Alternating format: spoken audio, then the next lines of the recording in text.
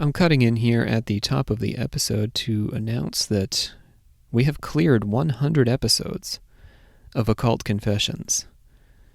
To mark that milestone, I have invited the alchemical actors to share some of their experiences behind the scenes, some favorite memories from the last 3+ years of creating the show with all of you. There's a lot that I enjoy about creating the show. I certainly enjoy the research and the writing. But the real joy for me comes with sharing that work and having the conversation with my actors and sharing that conversation and the connections I've been able to have with all of you. We are at 100 episodes because of you. We would not have kept going if nobody was listening. But our community out there has connected with the show. You've shared your suggestions and ideas. You've shared the show with your friends and neighbors. You've become our patrons. You've sustained us. You've kept us going at this work. And I am so very grateful for that. It's been a real pleasure connecting with all of you out there. I've gotten to know folks across the globe, sharing stories and connecting on topics and just sharing a passion for these ideas and exploring these ideas with like-minded people. And that is truly the reason we keep at this. So thank you for bringing us to 100 episodes here of Occult Confessions. Let's get into it. Occult Confessions is brought to you commercial-free through the generous support of our patrons. Visit occultconfessions.com and click on Donate to help keep the history of the occult on the digital airwaves. Robert E. Howard's The Shadow Kingdom sits at the nexus of two realms of occult lore, the canon revolving around an Atlantean root race established by Helena Blavatsky in her Secret Doctrine in the late 1880s, and the reptilian conspiracy theory most closely identified with former sportscaster David Icke. The Shadow Kingdom tells the story of Atlantean warrior turned Valusian king Kull. The ambassador Ka Nu reveals a secret plot of shape-shifting serpent men hiding in Kull's own palace, and the blunt warrior king swings into action in opposition to the conspiracy, which in turn swings into action against him, all coming to a terrible climax in the cursed chamber of a king murdered 1,000 years before. The Shadow Kingdom is a work of fiction. In fact, it is arguably the earliest example of the sword and sorcery fantasy genre, most popularly associated with Tolkien's Lord of the Rings. But the Shadow Kingdom both drew on and introduced elements into occult and conspiracy lore that have been accepted by believers as absolute truth. It truly does skirt that line between truth and fiction, or at least truths people are willing to believe. For the second time in a row, I am joined by the literal sisters, Olivia, our Grandmaster of the Order. Hello. Hi. Hello, hi. You're feeling better today. I am. I'm feeling a little bit off in general today. Just having one of those days, but beyond that. But that's par for the course for you. Okay. It's like every other day, isn't it? Wow. That seems all right. That took a turn. Like a slight, there's some sass, some spice coming off from your mic. It's fine. Some spice coming off of the mic. Yeah. Some zest, if you will. A little mild lemon spice. zest. Yeah.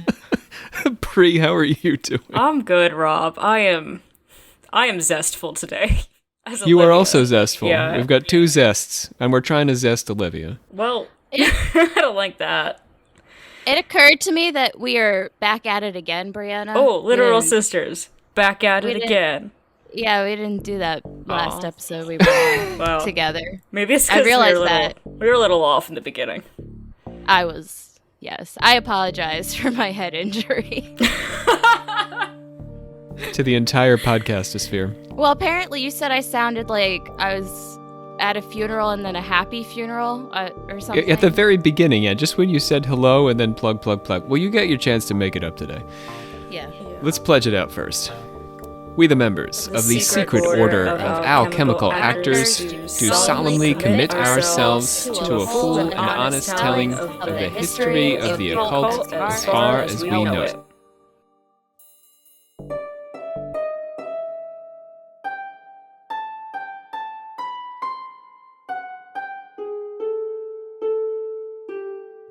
everyone. I'm Savannah Barrett, otherwise known as the Sister of the 84th Degree, and I'm here to celebrate OC's 100th episode. Hey all, Mims here. One of the voice boys as we're called. Hello, my name is Aubrey Radford, and I am Occult Confessions Werewolf in Residence. Hello, my name is Sean Priest, and you guys might know me as the voice of the Kings from Occult Confessions. I remember when we first started, I was so excited, and we all actually thought that it would be a good idea to record the entire first season in one day, in one tiny room in Chesapeake's library.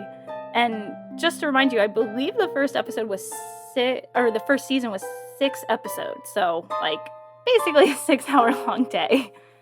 And it was a really long day. And then after we recorded all 6 of those episodes, they didn't sound good.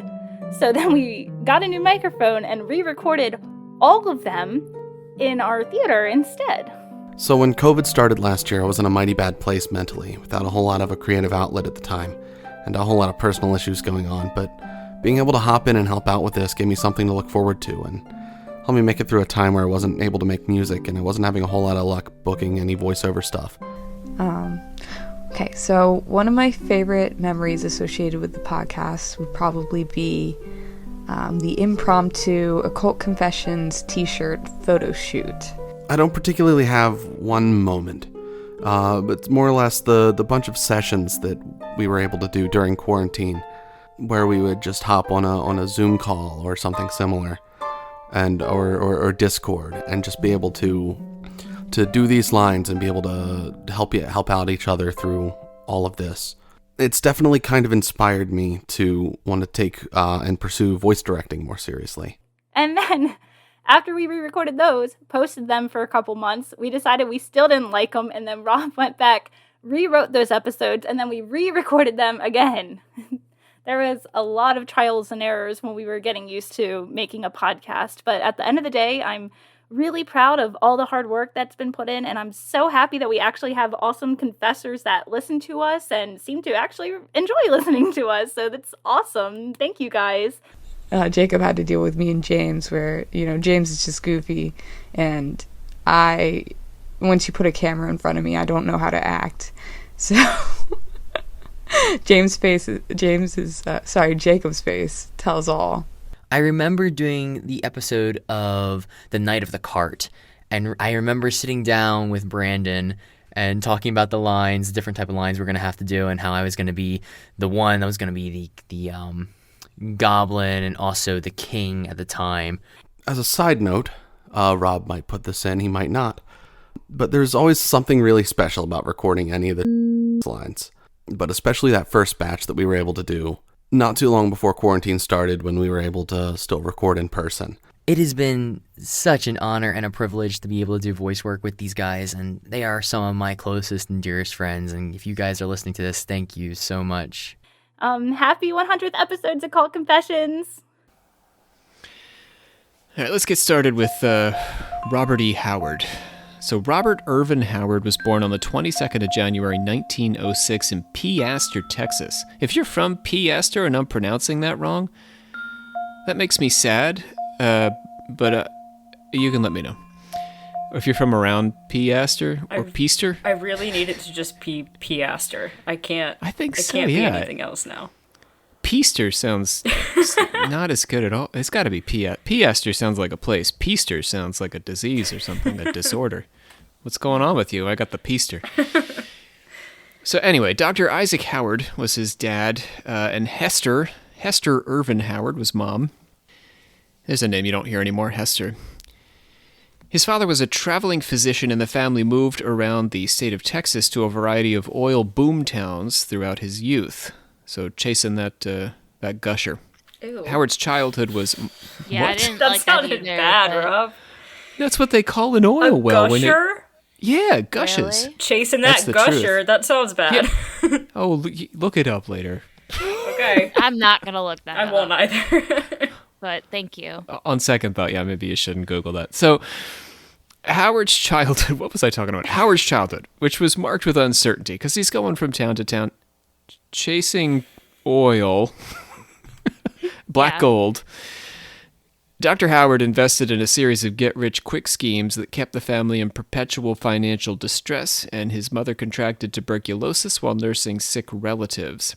Hester then committed herself to her son's intellectual development, so she survives tuberculosis. Oh, sick. Woo. Hooray. Yeah, I mean, at that time in history, that's pretty good, because World War II is when we really got our penicillin together. Mother and son had a close relationship, and her interest in Howard's writing pushed him to begin seeking publishers for his stories at the tender age of 15. While working to establish his career and piling up rejections from the pulp magazines, he worked as a journalist, also spent some time with the post office, and took a series of stenography jobs. He's busy at 15. Well, you know, mom's pushing him. I guess the life expectancy wasn't. He plans to. Fantastic. Well, we'll get to Howard's life expectancy in a minute. Oh, okay. Howard sold his first story, a caveman tale called Spear and Fang, to Weird Tales for $16 in 1924 when he was just 18 years old. Hell yeah. For those of you who aren't Lovecraft people, I guess you are now because you listened to our Necronomicon episode, but Weird Tales is the magazine that is most closely associated with Lovecraft short stories. In 1927, he sold The Shadow Kingdom to Weird Tales, this time for the much heftier sum of $100. That's an upgrade. That is an upgrade. From 16 to 100? Yeah. That's pretty good back then, too, right? Mm-hmm. Oh, yeah. That's some cash right there. In addition to his weird horror and fantasy stories, Howard was writing boxing fiction. Not fiction about putting things in boxes, but people hitting each other in the face with gloves. He's getting into the sports genre. I appreciate it. Oh, you like the sports genre? No. I don't appreciate the sports genre so much as I appreciate him broadening his horizons. Okay. Yes. He published in the magazines Fight Story and Sports Story magazine. So we have to bear in mind what a weird time this was in history. There are entire magazines devoted to fictional stories about sports. Wild. It's sports fan fiction. It's fine. Sport. Go sports. I like boxing, though. I do like boxing. But it's like if you really enjoy reading, but also sports. Mm.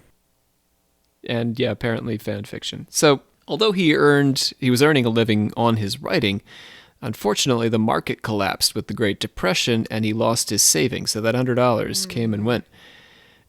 When not one, but two of the banks he'd placed his money in collapsed. Imagine that. So speak about diversifying, right? He was in two different banks. Oy.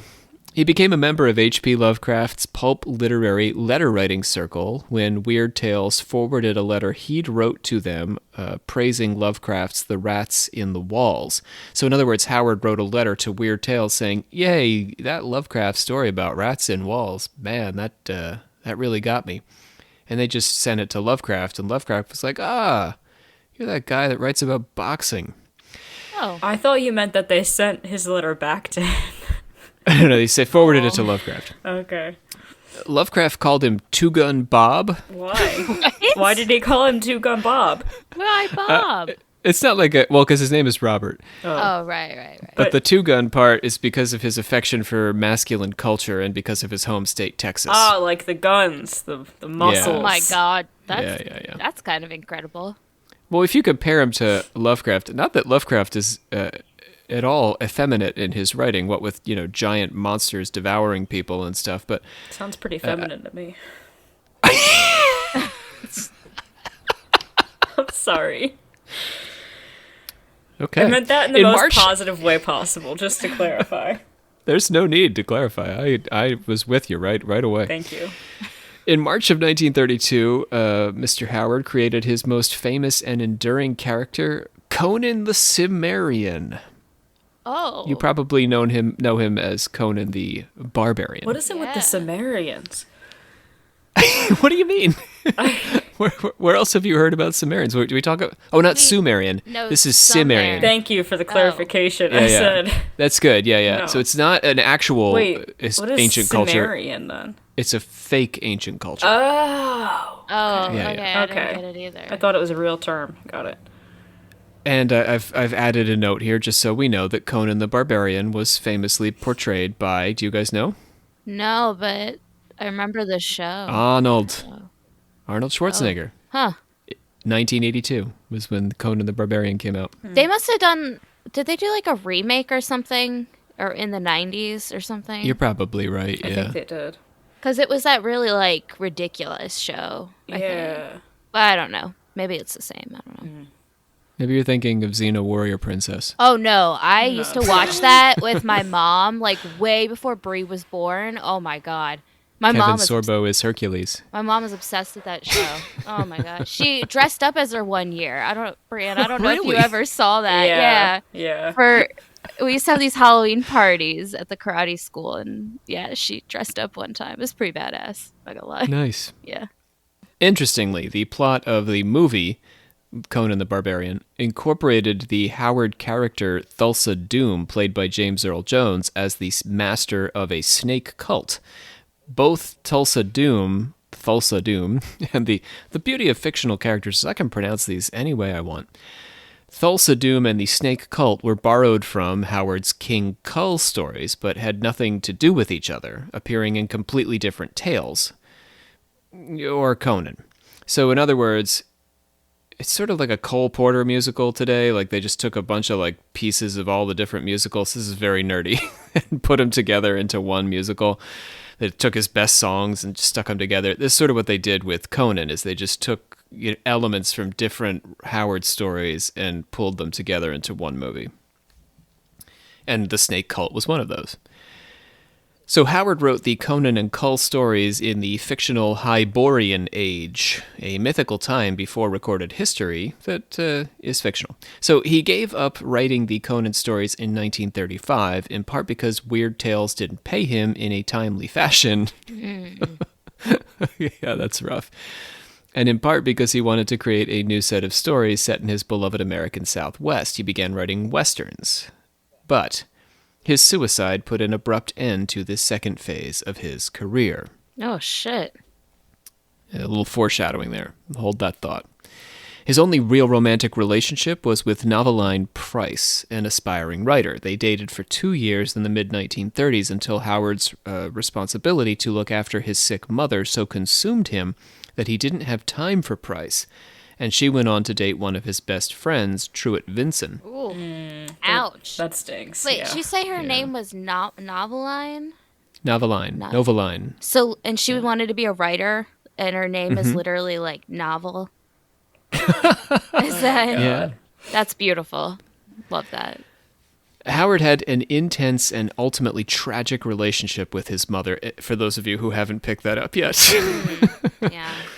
When she slipped into a coma in June 1936, he borrowed a .38 Colt automatic from his friend Lindsay Tyson, and on June the 11th, while keeping vigil over his mother, he asked a nurse if she would ever regain consciousness. When the nurse said no, he went out to his car, parked in the driveway, and shot himself. Jesus, okay. 8 hours later, he was dead, and the next day, his mother died. They had a joint funeral and were buried in the family plot he'd bought the day before. Oh my God. That's crazy. Isn't that an incredible story? Wow. Okay. Very odd relationship with mom. You could say that. Oh my God. Yeah. So they must have been extremely close when he was starting his career, like when we're talking about the teenage years. It's so much so that it prevented him from forming, a mature sexual relationship with a woman, and then this suicide.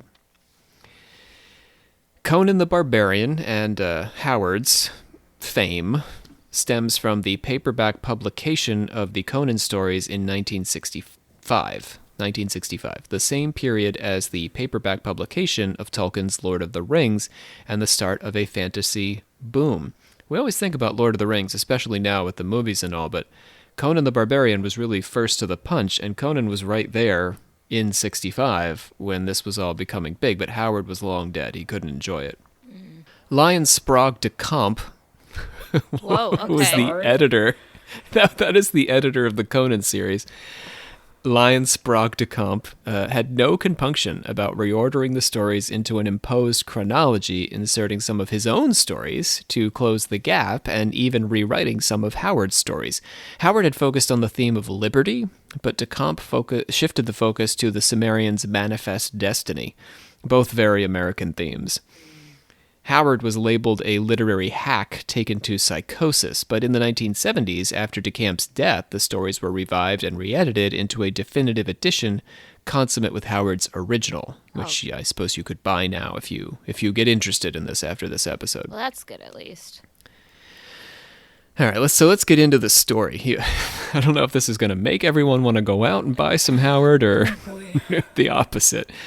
So, talk about the Shadow Kingdom.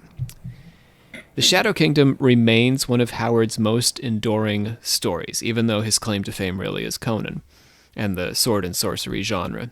The protagonist is Kull, king of Valusia and former warrior of Atlantis. Oh. Kull is considered to be the prototype for Howard's more famous Conan. The Atlanteans, who are one of several barbarian tribes, including the Picts, P-I-C-T-S, the Picts in Howard's fictional universe. They turned their back on Kull when he went out into the world to seek his fortune. Atlantis and Pict are the barbarian lands as opposed to the 7 kingdoms, one of which Kull now rules. As I say all these things, you'll start to think of all sorts of stuff, like Game of Thrones, and it just calls to mind all these things. But Howard was coming up with this universe long before, it became cool. You know what I mean? Yeah. Mm-hmm. Well, how many kingdoms are there in Game of Thrones? I think it's 7. I was going to say is it 7? Or It's exactly the same. I think it's 7, yeah. Yeah, all right. So, an unnamed emissary, let's get into the story of Kull. An unnamed emissary, or diplomat, arrives in Kull's court to invite him to meet with the ambassador Ka-Nu. Kull recognizes this emissary as a Pict, a rival tribe of the Atlanteans, but in his capacity as king of Valusia, he knows he must put these old rivalries behind him, like when you go to college with a kid who went to your rival high school and you're both in the chorus of Annie, Get Your Gun. It's exactly like that. A lot of musicals in today's episode. Yeah. The ambassador Ka-Nu requests through his Pictish emissary that Kull attend the night's festivities alone. So there's going to be some festivities that the king can attend in the Pictish court, Pictish tent. It's not really a court. It's a tent? There's like, they're like camped outside the city. But he has to go alone? Kull is afraid of nothing whatsoever because he's super buff and also good with a sword. Mm. Right? What is there to fear if you're super buff and good with a sword? Nothing. And he decides it would be perfectly fine for him to just go alone to this shady ambassador's party. Oh. Who needs guards? Who needs... Oh, he just decides to go alone. Yeah, he's buff. Got it. After Kull arrives, nothing bad happens to buff people.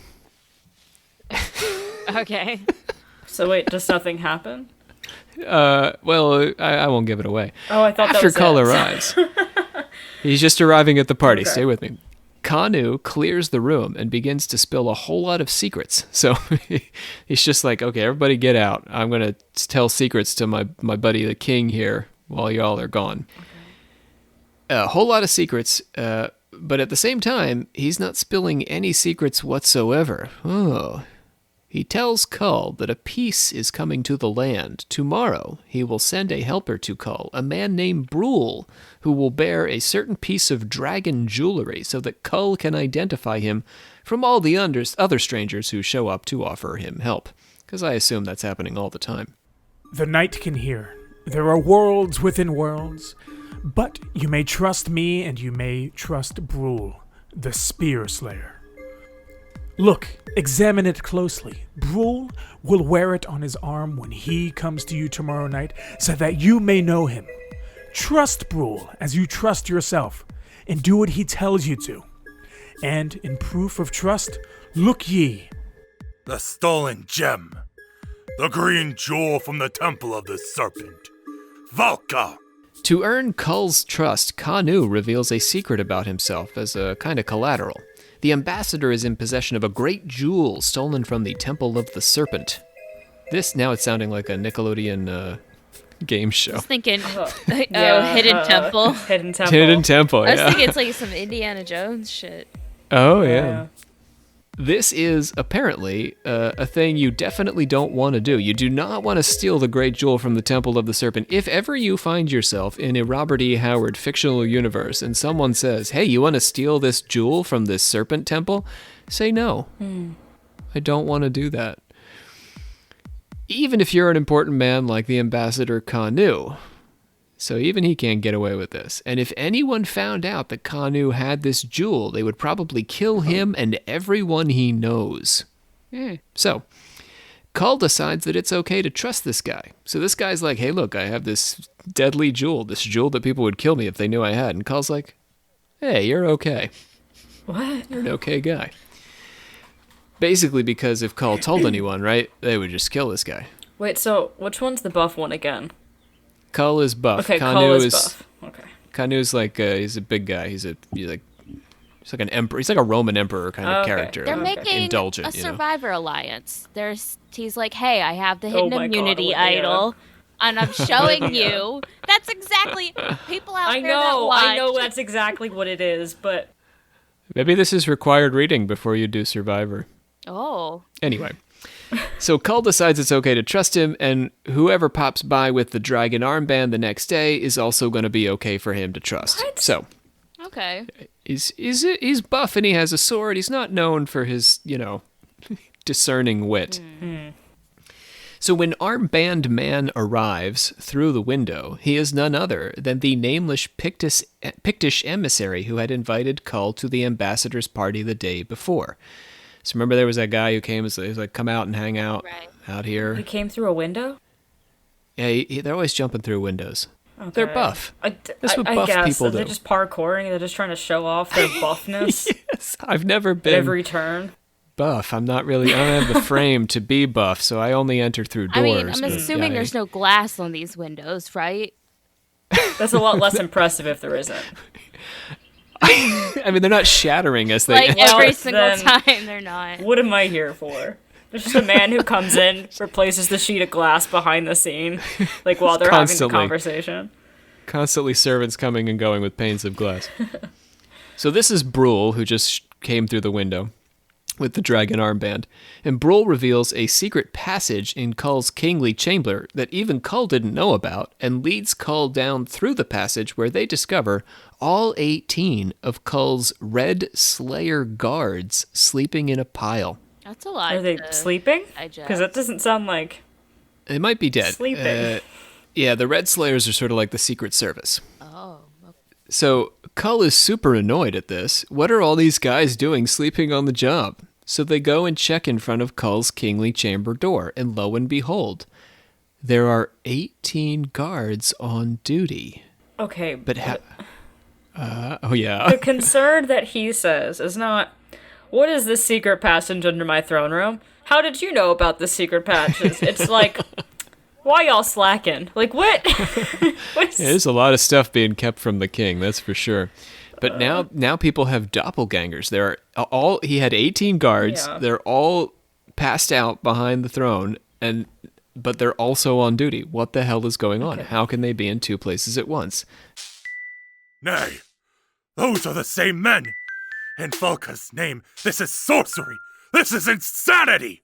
I saw with my own eyes the bodies of those men not 8 minutes agone. It's there they stand. Kull, what know ye of the traditions of this race ye rule? Much, and yet little. Valusia is so old. Aye, we are but barbarians, infants compared to the 7 empires. Not even they themselves know how old they are. Neither the memory of man nor the annals of historians reach back far enough to tell us when the first man came up from the sea and built cities on the shore. But Kull, men were not always ruled by men.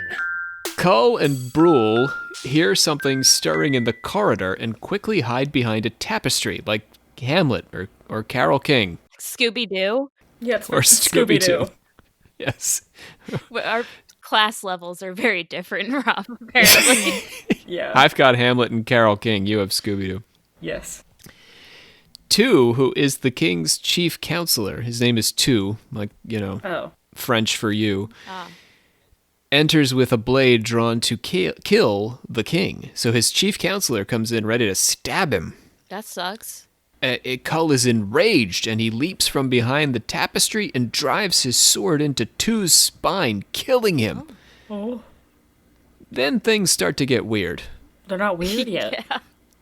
What? Okay. Krull leaned above him, teeth bared in the killer's snarl. Heavy brows a scowl above eyes that were like the gray ice of the cold sea. Then he realized the hilt and recoiled.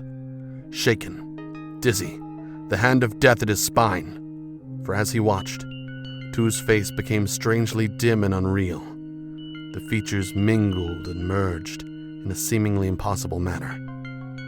Then, like a fading mask of fog, the face suddenly vanished, and in its stead, gaped and leered a monstrous serpent's head. "Valka!" gasped Kull, sweat beading in his forehead. And again, "Valka!" A man with the head of a snake! This, then, is a priest of the serpent god? Aye, Tu sleeps unknowing. These fiends can take any form they will. That is, they can buy magic charm or the like, fling a web of sorcery about their faces, as an actor dons a mask, so that they resemble anyone they wish to. Hot.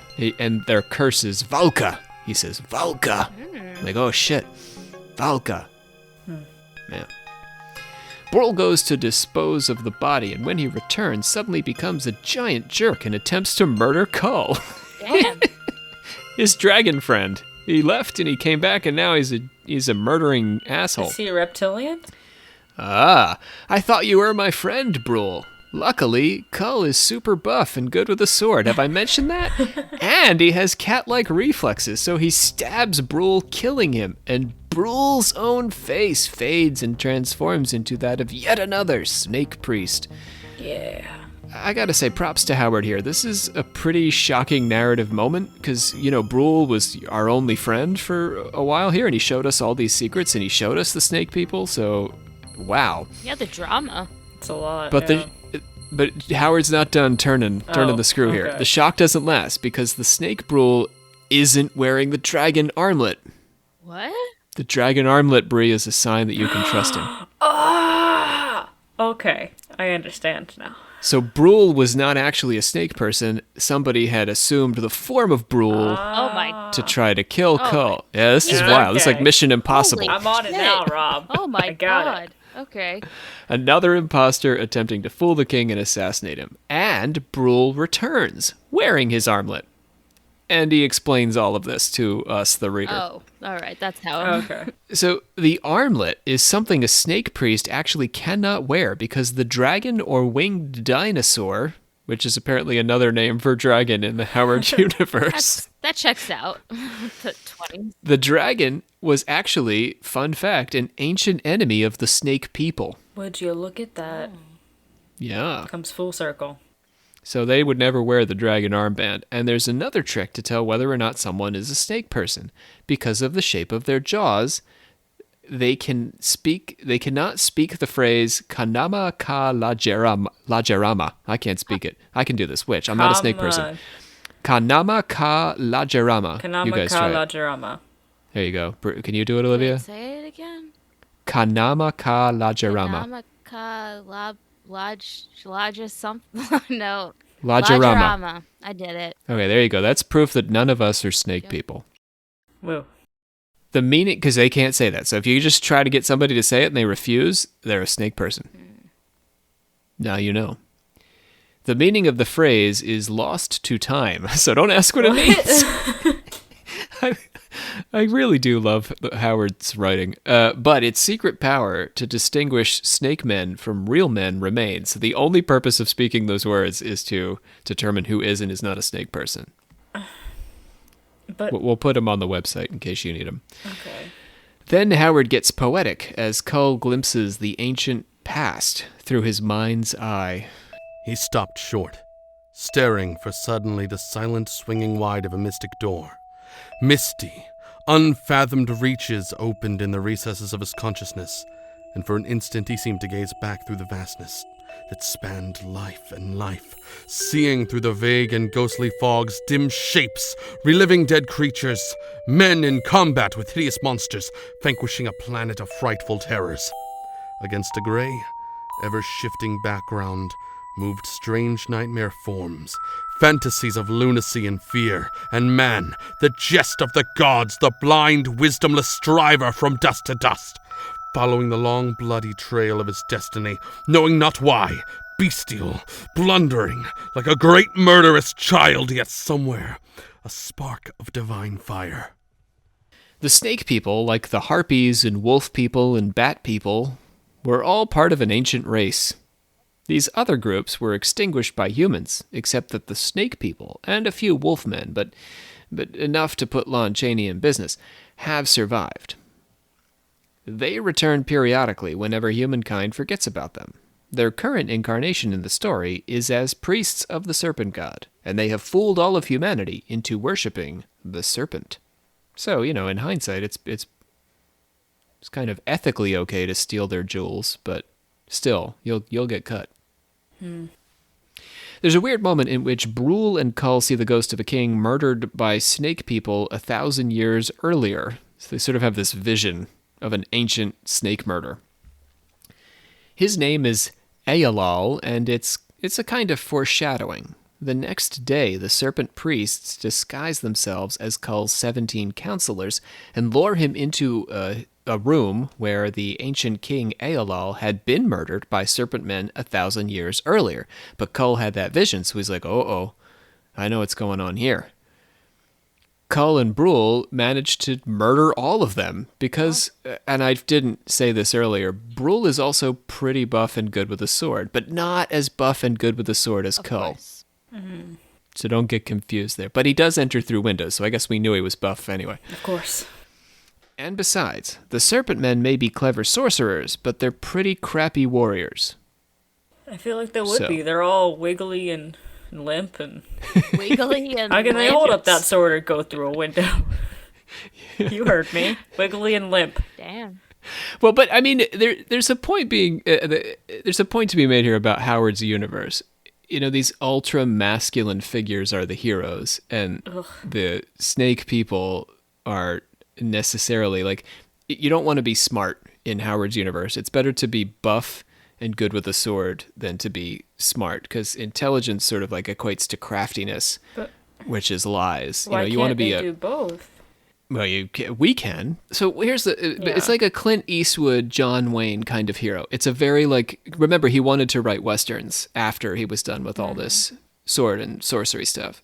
That's the universe. These very masculine men, albeit in the sword and sorcery genre, they have to be super buff because they don't have guns. So, wielding that broadsword. Anyhow, after they've murdered all the serpent men, they come to the real council chamber where they discover a duplicate Kull holding court with the actual counselors. Wait. Yeah. Oh, God. An elegant climax, in my opinion. I was picking on Howard a little bit, but I like this moment. The king is astounded and doubts his own identity because he's not very bright, but Brule shakes him out of it because now is not the time for an existential crisis. Yeah. He's like, wait, is that me? Who am I? Am I a serpent person? Oh, God. Poor guy. Got all those muscles. Valka's name, be not a fool. Can you yet be astounded after all we have seen? By now you should have been slain, and yon monster reigning in your stead, unknown by those who bowed to you. Leap and slay swiftly, or else we are undone. The Red Slayers, true men, stand close on each hand, and none but you can reach and slay him. Be swift! Kull slays the false Kull, who reverts to his snake form in front of the counselors, and Ka-Nu emerges because he's been hanging around somewhere. Remember that ambassador who had the jewel? Oh, yeah. Just watching everything. He's just been hanging out in the background, watching everything happen. Why was he here? Because he can't. Who's going to get involved in this craziness? He's not buff. He He's doesn't come through windows. Why we introduced him? Has he done anything? Or... He had the jewel. He had the jewel, and he's like, hey, man, there's snake priests out there, and you got to watch out. I'm going to send my friend And then comes Brule, his buff friend. Right. So his buff friend does all his dirty work for him. Kanu just hangs out in the back, like drinks wine, like sleeps with chicks and stuff. Yeah. So he's doing all that in the background while this is all happening, and then he like comes out of the shadows. And there he is. And he proceeds to explain to the astounded men of Valusia about the true plot of the serpent priests. Kull brings the counselors to see all the serpent men he and Brule had slain in the other chamber, and he drives his sword into the door, sealing it. Oh. Full of rotting serpent people. Ew. Let this room be doubly accursed, and let those rotting skeletons lie there forever as a sign of the dying might of the serpent. Here I swear that I shall hunt the serpent men from land to land, from sea to sea, giving no rest until all be slain, that good triumph and the power of hell be broken. This thing I swear, I, Kull, King of Valusia. As I mentioned, it's a hallmark of Howard's work that the masculine, independent, forthright, unfancy, and honest leader wins in the end. Kull's brawn and Kanu and Brule's cunning outmatch the snake priest's sorcery. So I'm being a little disingenuous, I guess. I feel like Kanu's our people. You know what I mean? He's a smart guy. He's scheming around in the background. He's on the side of good. But he's not jumping through windows or anything, wielding a broadsword. That's more like us. He can do his reps in the gym. He can put up a few push-ups. He can do some sit-ups. But my man is not competing in Mr. Universe, you know? Yeah, he's not doing all the parkour. No, he's not a parkour guy. So, but Kull, the hero, is, this John Wayne kind of figure without the guns. Different kind of guns.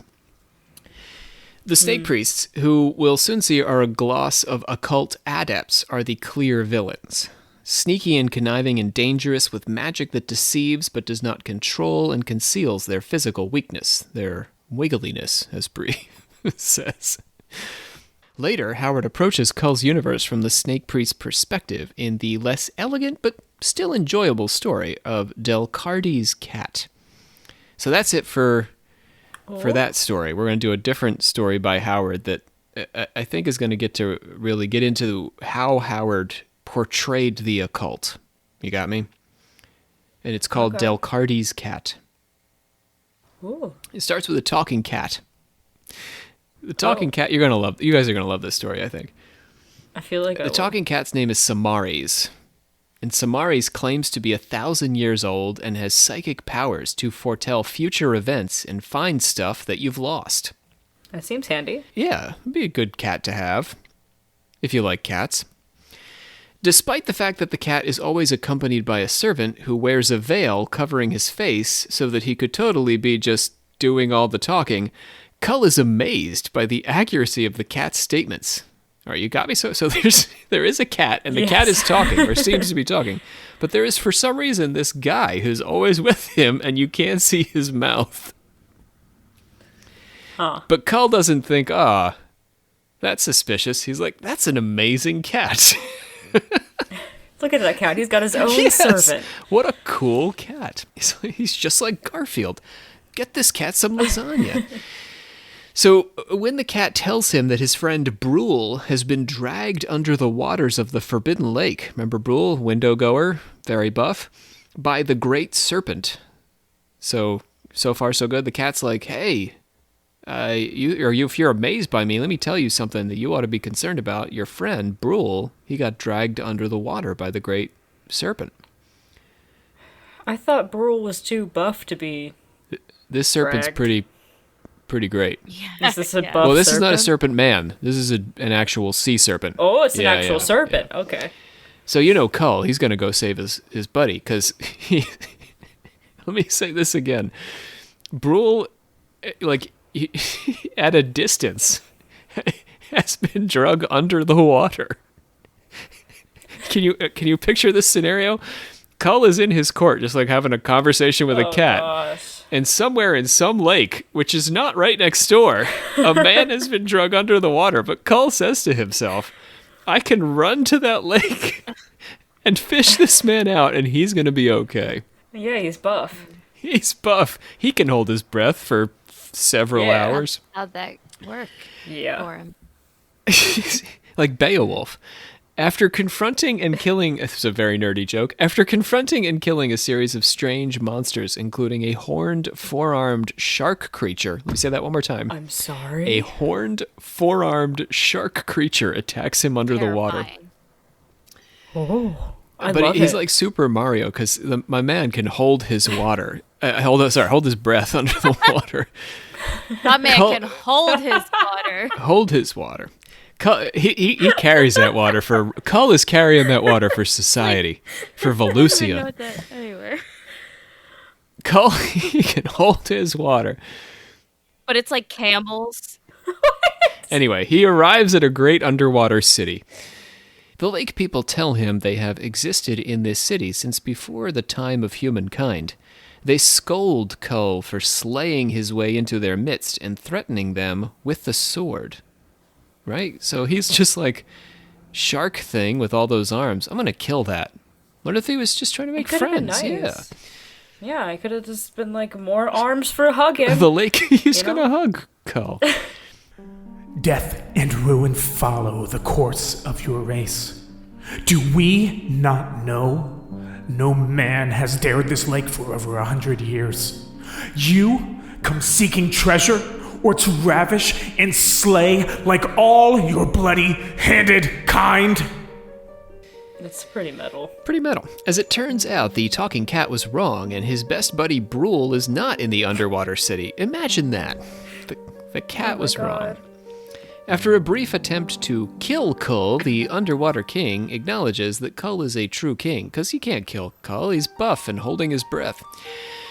And he's a true man, the truest of men, and decides to let Kull return to the surface on the back of a great behemoth. It unravels that the slave had been fooling Kull with a ventriloquist act. I know you're all surprised. Wow, Rob, who would have known? And the reason the reason the servant was doing this is so that his mistress could marry the man she wanted. So in other words, his mistress is Delcartes. The title of the story is Delcartes' cat.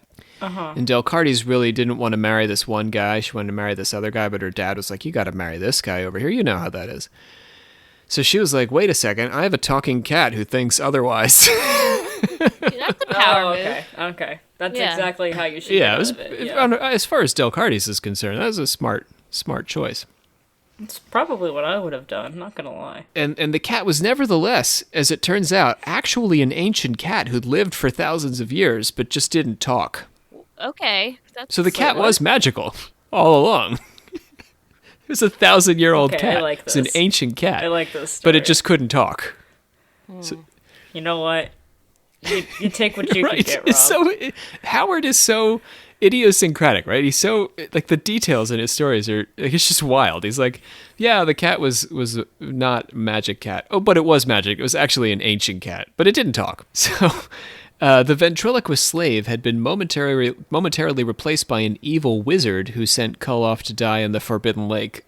So bizarre. So it was also so complicated. The slave who tried to get Delcartes out of being married didn't turn out to be the one who was fooling Kull. That was a different guy who replaced the slave. It's just unnecessarily wacky. In this episode, Howard. So here's the reason I told this story. It's one of the very few set of Kull stories, but in this episode, Howard sympathizes with the ancient races. Our author here. The lake people are wise and immortal, but they lack physical strength. And when they threaten to kill Kull, he tells them that though they may kill him eventually, he will kill many of them in the attempt. Kull is savage and simple in the shadow of these spiritually and intellectually superior lake people, with many arms and sharks. The ancient races, portrayed as manipulative and deceptive in the Shadow Kingdom, are wise and admirable in Delcartes' cat. Okay, duality. Yeah, so there's complexity here. The cat itself offers its own weird sort of commentary on the occult. Although there's a bunch of faking going on around the cat to fool the credulous king, Howard says the cat is actually 1,000 years old and kinda magic. In the Lake People and Samaris, the ancient cat, we have a vision of genuine magic as something ancient and venerable, but also often a tool of unscrupulous self-promoters in the modern world. Shamanism appropriated to sell skin cream, or mediumship to create reality TV. I think it's really an insightful commentary on occultism. There's magic out there, but we're faking so much around it that it's difficult to get to the truth. No, yeah, it is cool. Yeah. Anyhow, let's talk about Atlantis. I've been wondering where Atlantis was. Yeah, so, I mean, the question now becomes, where did Howard get all this stuff? It's an interesting world. It's very influential. The Conan stories, the sword and sorcery genre, like, huge in Western culture. Kull's world and Conan's, to a large extent, are inspired by the works of course, Helena Blavatsky and one of her many acolytes, a guy we haven't talked about named William Scott Elliott. Elliott wrote a book called The Story of Atlantis, and we know that this was one of Robert Howard's sources when he was writing the Kull stories.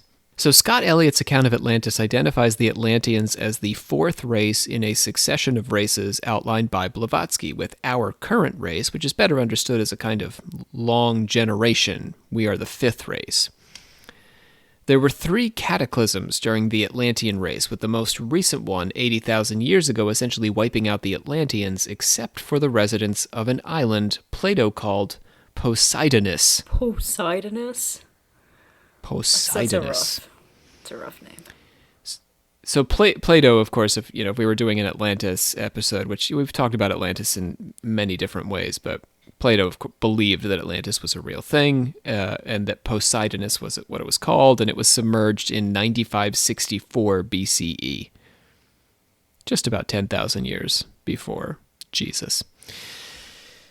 Scott Elliott goes to lengths marshalling evidence from science and history to prove the likelihood that Atlantis existed. There is, for example, an enormous ridge in the middle of the Atlantic Ocean that is only a few hundred or 100 fathoms deep. Here, presumably, was the continent of Atlantis. Similarities in wildlife and plant life, as well as human culture like mythology and religious rituals, including baptism, fasting, marriage, and embalming, prove the existence of some ancient root race that disseminated these things to the various continents of the world.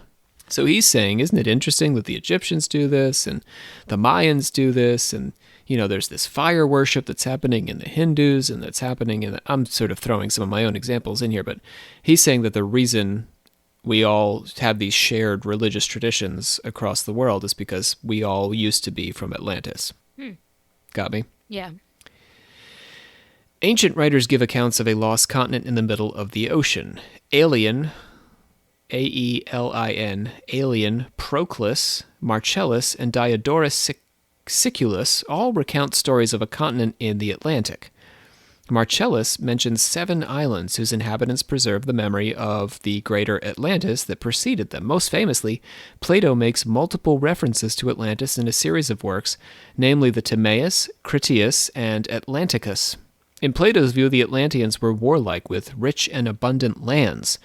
The Platonic concept of Atlantis seems to have been the source for Howard's Atlanteans, who were, remember, buff and barbaric, not, effete, occulty characters, sort of like Blavatsky seems to have imagined them. I think they were super tall in Blavatsky, too. Am I wrong about that?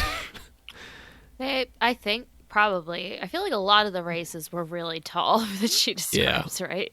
We're the short ones. Yeah. Many of the current races of the world began as sometime rulers of Atlantis before migrating to conquer other parts of the globe. One Gaul legend claims that the French tribes were descended in part from immigrants from Atlantis. Mexico's Toltecs and Aztecs claim to be descended from Aztlan, which from Scott Elliott's perspective sounds an awful lot like Atlantis. Aztlan? Atlantis? It kind of. You buy it? Bree, you buy it? Aztlan? Atlantis? All right, sort of.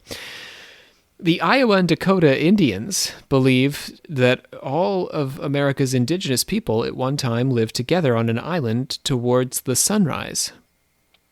You've probably heard that the flood legends, which span the ancient cultures of the Americas, the Middle East, and India, all reflect the cataclysm that brought down Atlantis.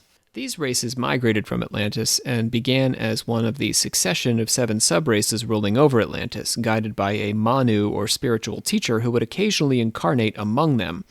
The dark-skinned and 12-foot-tall Ramoahal is one race. the Tlavatli, the now South American Toltec race, who blended with the Mayans before the Mexica unified the tribes into the Aztec Empire, the first Turanian, the original Semite, the Akkadian, and the Mongolian. Those are your 7 descendant tribes from Atlantis. The procession of subraces began about 1 million years ago. The Toltecs were the height of Atlantean civilization, but also the start of its decline, since it's pretty much all downhill if you're the height. Although they had achieved great psychic and occult power, they turned it away from spiritual development and toward material wealth and the conquering of enemies. The spiritual guidance of the Manu was withdrawn and the continent fell into civil war. A steady struggle between the followers of the good law of the higher powers and the separate group of the black arts, the self-directed sorcerers. The battle between these groups persisted through the remainder of the Toltec period. Migrations from the British Isles and Egypt and the Americas began after that. Stonehenge was constructed by Atlantean emigrants, of course, with the simplicity of the ritual site serving as a protest to the elaborate nature of Atlantean temples. Maybe you guys remember from our Blavatsky series, Blavatsky's theory really was that, and it's not just Blavatsky, I mean, this is a Hermetic principle, it's an alchemical principle, that we are constantly involved in this process of spiritualization and materialization. So for her, the races hit a sort of height of occult, magical, psychic power, and then they're going to descend down into materiality, and then they're going to ascend back to spirituality, and we're toggling between those. Does that sound familiar? Yep. Not everyone was taught to read and write in Toltec Atlantis, FYI. Only the children of superior abilities. And in addition to the arts, letters, and sciences, these children were instructed in the development of personal power. Scott Elliott references Bulwer Lytton's Coming Race here, saying that Bulwer Lytton has fairly accurately described the operation of Viril. How about that, Olivia? Bringing it back. On the east side of the continent was the city of the Golden Gates, the Rome of Atlantis. A canal system transported water from a nearby lake to support the population of 2 million. The elite of Atlantis rode in private airships. Of course they did. These airships were like yachts and could accommodate between 2 and 8 passengers. When they were appropriated for military use, battle airships could carry between 50 and 100 men. They were made of lightweight wood or metal and shaped like boats. They were propelled by mechanical means. Tubes stretching from a metal chest at the center of the vessel forced air toward the ground, driving the ship into the air. Complex system of tubes. Like some steampunk vibes there. I don't know. Yeah, absolutely. Marriages tended to be monogamous, and women were treated as equals from infancy. They wrote on thin sheets of metal or porcelain. What? They didn't have paper, apparently. They had metal and porcelain. Ew, oh my God. God. That sounds like the most horrible sound must have happened every time they wrote all day long. They ate the parts of the animal modern people discard, including the blood, and discarded the parts that modern people eat. Like the awful muscles, stuff? I guess.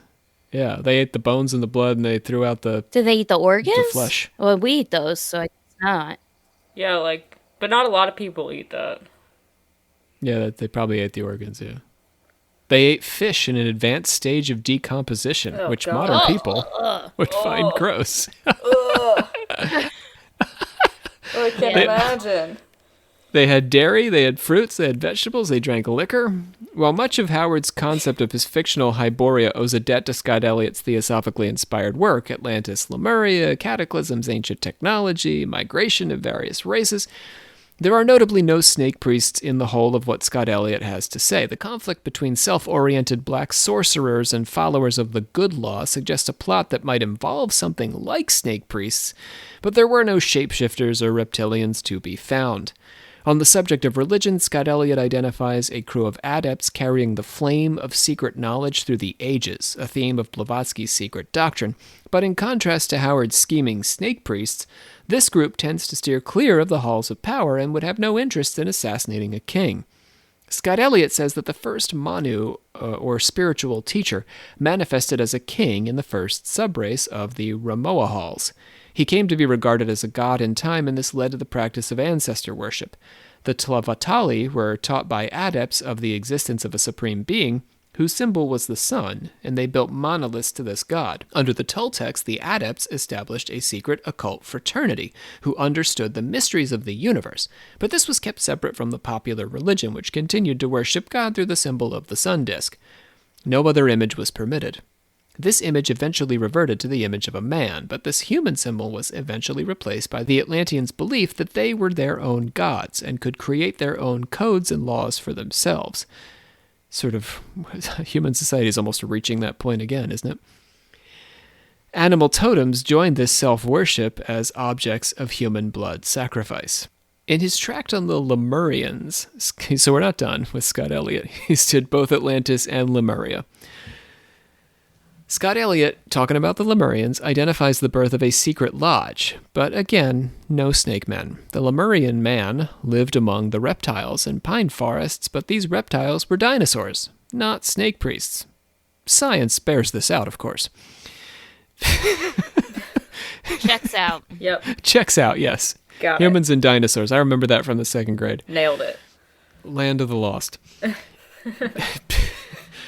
Beings from Venus incarnated on Earth in order to serve as teachers for the Lemurians and to found the root race of the Atlanteans. These beings formed a secret lodge of initiation to work through the spiritual ennoblement of humankind.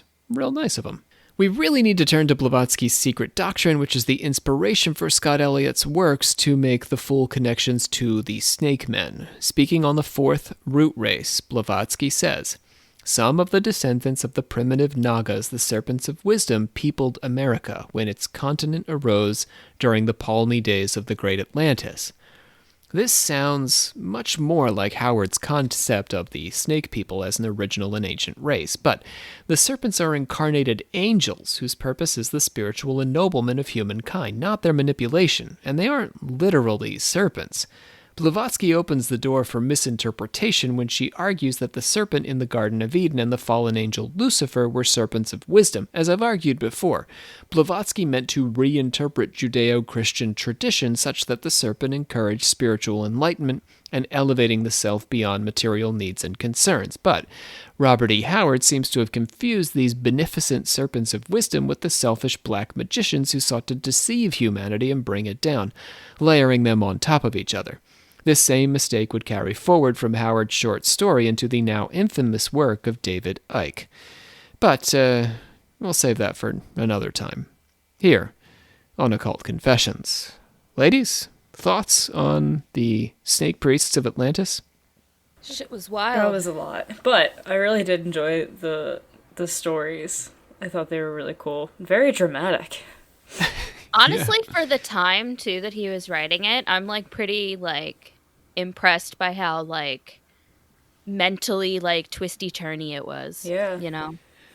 I think Howard is underrated in a way. I would recommend reading these stories if you were interested in this episode. I don't think you would be disappointed to go back and read them. They're fun. They're fun reads and not too challenging, and the twists and turns are a good time. I love the dumb, pointless attention to details. Oh no, the cat didn't actually talk, but it's magical. It's ancient. like weird things like that. It just seems to be a constant theme based off of what we heard. It's just little attentions to detail that don't actually they're not that important, but it's fun and funny, I think. Well, yeah, and it makes an interesting point about the culture. Howard is an interesting writer. He's an interesting guy. Not the only person in Lovecraft's circle to commit suicide, and Lovecraft himself was quite disturbed. A really interesting group of people, honestly, yeah. As writers. Speaking of which, we got the David Icke connection at the end there. Isn't it interesting that the reptilian conspiracy theory gets its start in these fictional stories? Yeah. And it's a misreading of Blavatsky. Right. Well, yeah. You and I have talked a lot about how Icke overall is just a misreading, kind of Blavatsky. And a lot of other people, but... I guess misreading is debatable, but I'm saying misreading. What else would you call it? No, I would call it a misreading. Oh, okay. Oh, you mean some people might say he's not misreading, he's reading between the lines or something. Yeah, or, Or he's just reading Robert E. Howard. Yeah, now I'm kind of interested to see, just how many details, because I can't really remember like exactly what Icke had to say about Atlantis, to be totally honest with you, but it's conceivable that he read Robert E. Howard, but it's highly likely that he saw the Arnold Schwarzenegger Conan the Barbarian in 1982, which included James Earl Jones playing essentially the Snake Priest character from these stories. Even though they're not in the Conan stories, they were all mashed together. So the Snake Priest theme was brought into popular consciousness beyond just the Howard stories. I mean, these are kind of deep cuts. That's the fun, I guess, of these episodes, that we tell people about stories that they probably haven't read. But anyhow. This would make a great video game. Like if someone interpreted this. Definitely. Like that's such a big thing now. I feel like people do, but I'm picturing this as like a really good like side scroller. I volunteer to be your researcher. If anyone out there wants to design the Robert E. Howard Kull Warrior King. Yeah, Jacob maybe, Yeah. Oh, we just made Jacob's start that GoFundMe page. Yep. Yeah, honestly.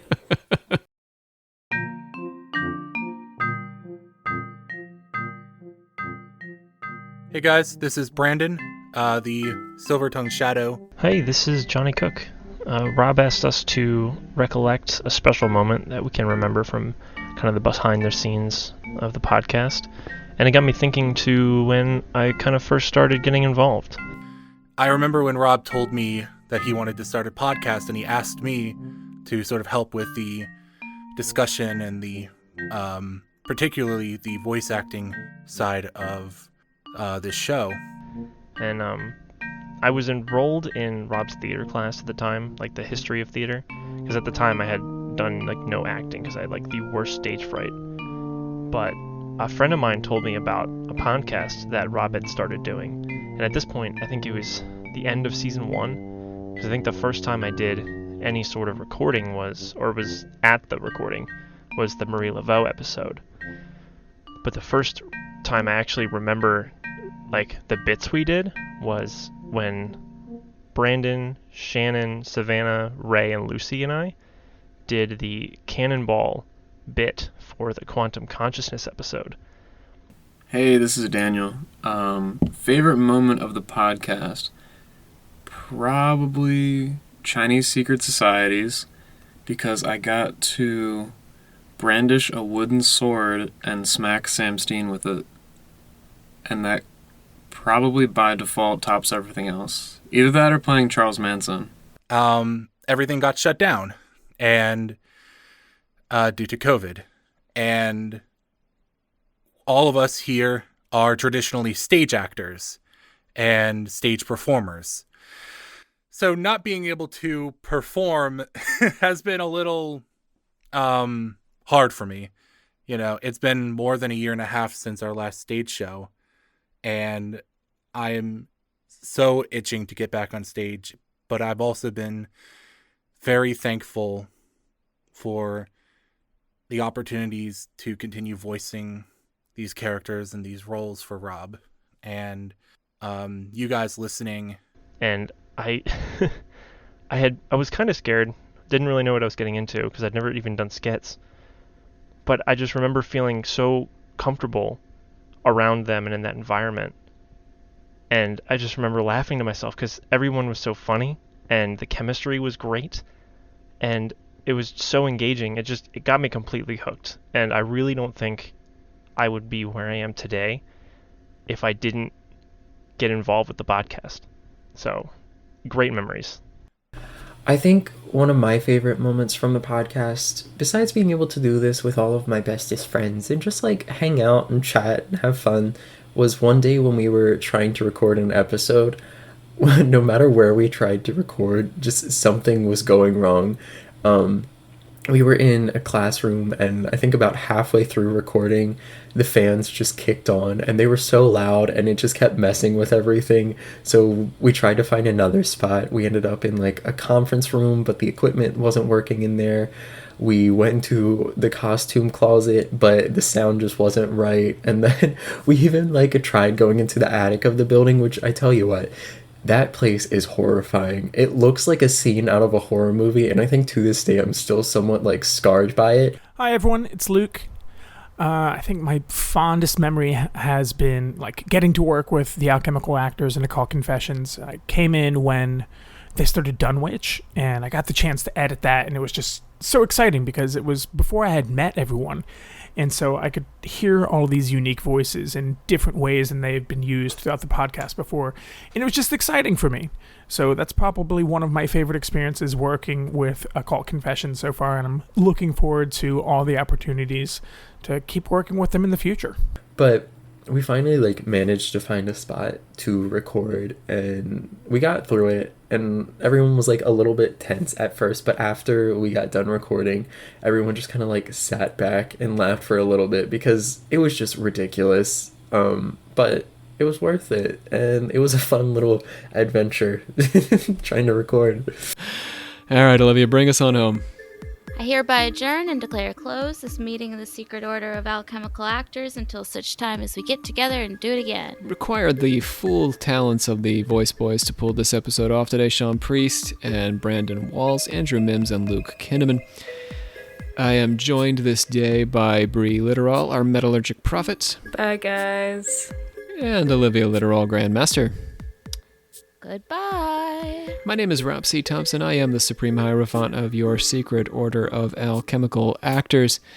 And I will catch you next time as we proceed down this dark journey through reptilians and necronomicons and sundry other monsters that rise from the depths of the imagination here on Occult Confessions.